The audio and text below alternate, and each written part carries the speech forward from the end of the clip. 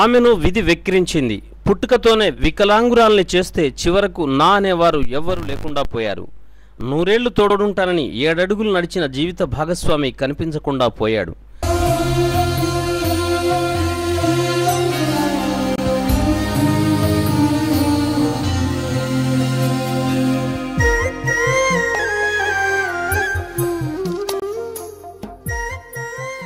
తన బిడ్డతో కలిసి ఉండటానికి గూడు కూడా లేక చెట్టు నీడలో జీవనం సాగిస్తుంది.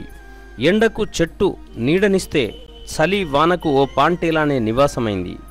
నడవలేని స్థితి, ఏ పని చేసుకోలేదు.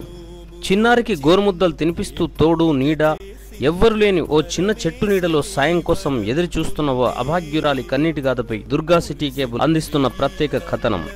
మల్యాల మండలం నూకపల్లి గ్రామానికి చెందిన తోపారపు జమున పుట్టుకతోనే వికలాంగురాలు. కాళ్లు 2 పోలియో బారిన పడి నడవలేకుండా పోయింది. అతి కష్టంగా తన పని తాను చేసుకోగలదు. అమ్మా నాన్న ఎప్పుడో మృతి చెందగా నా అనేవారు లేకుండా పోయారు. అయితే 3.5 ఏళ్ల క్రితం కడప జిల్లాకు చెందిన రమేష్ అనే వ్యక్తిని పెళ్లి చేసుకుంది. 4 నెలల గర్భవతిగా ఉండగా మళ్లీ వస్తానని వెళ్లిన భర్త తిరిగి రాలేదు. అనంతరం ఆమెకు ఓ చిన్నారి జన్మించింది. ప్రస్తుతం చిన్నారి గాయత్రికి 2.5 ఏళ్లు కాగా నానే ఎవ్వరు లేకపోవడంతో జగిత్యాల మిషన్ కాంపౌండ్ సమీపంలో ఓ గుడిసెలోనే నివాసం ఉండేది. ఆ గుడిసె కాస్త 6 నెలల కిందట గాలికి లేచిపోయింది. మళ్లీ నిర్మించుకుందామంటే చేతిలో చిల్లిగవ్వలేక ప్రస్తుతం ఓ చెట్టు నీడలో జీవనం సాగిస్తుంది. ఓ పాంటేలాను నెలకు 300లకు అద్దెకు తీసుకుని వర్షం వచ్చినప్పుడల్లా అందులో తన కుమార్తెతో తలదాచుకుంటుంది.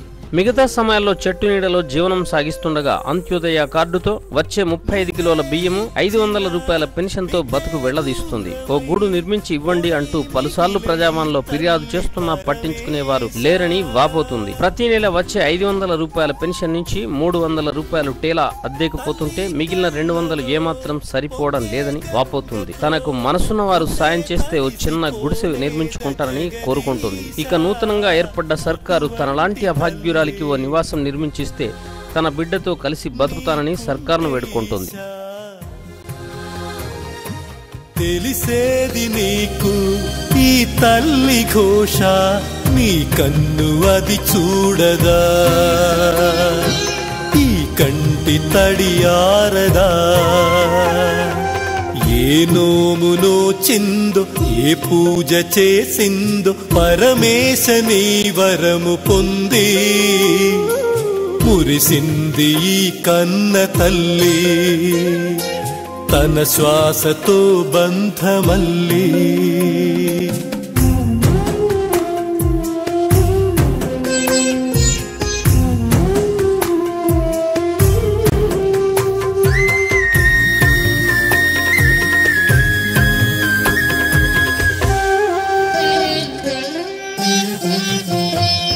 గుండె గొంతుగా అమ్మారానే మాటే తనకు చాలయ్య మహదేవా,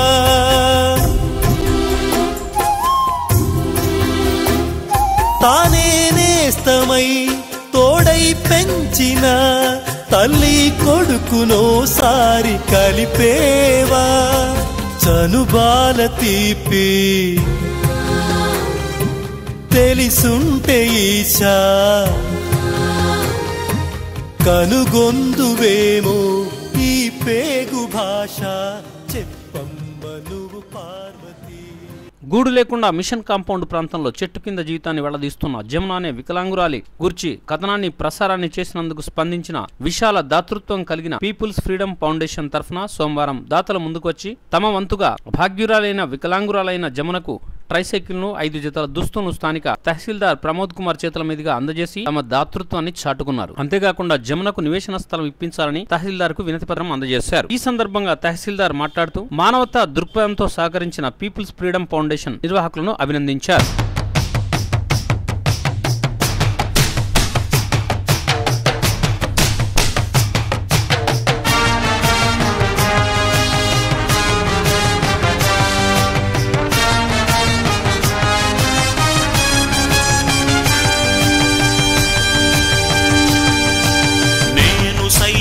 ప్రపంచాగ్నికి సమిధనొక్కటి ఆహుతిచ్చాను, నేను సైతం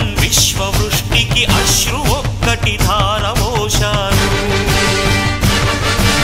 నేను సైతం భువన ఘోషకు వెర్రి గొంతుక విచ్చి మ్రోశాను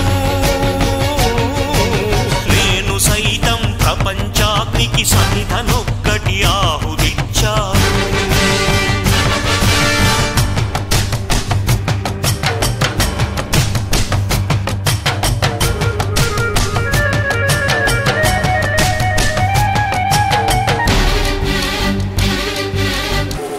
సో ఈరోజు ఎంఆర్ఓ గారి చేతుల మీదుగా మా పీపుల్స్ ఫ్రీడమ్ ఫౌండేషన్ తరఫున జమున గారికి హ్యాండిక్యాప్డ్ సైకిల్ ఈరోజు డొనేట్ చేయడం జరిగింది రైట్. అదేవిధంగా వాళ్ళ పాపకు ఒక 5 డ్రెస్సులు కూడా డొనేట్ చేశాము రైట్. అలాగే ఆమెకు ఉండడానికి నివాస స్థలం లేదు, ఒక చెట్టు కింద ఆమె ఈరోజు ఉంటుంది. సో వర్షాకాలం చెట్టు కింద ఉండడం అంటే చాలా ఘోరమైన పరిస్థితి. సో అందుకోసమే మేమేం చేసామంటే మా ఫౌండేషన్ తరఫున ఎంఆర్ఓ గారితో తనకు ఒక నివాస స్థలానికి యోగ్యమైన ప్రభుత్వ స్కీమ్ నుంచి ఒకటి ఇల్లు మంజూరు చేయమని చెప్పేసి వినతి పత్రం కూడా ఈరోజు ఇవ్వడం జరిగింది. సో దీనికి సహకరించిన వాళ్ళందరికీ కూడా కృతజ్ఞతలు.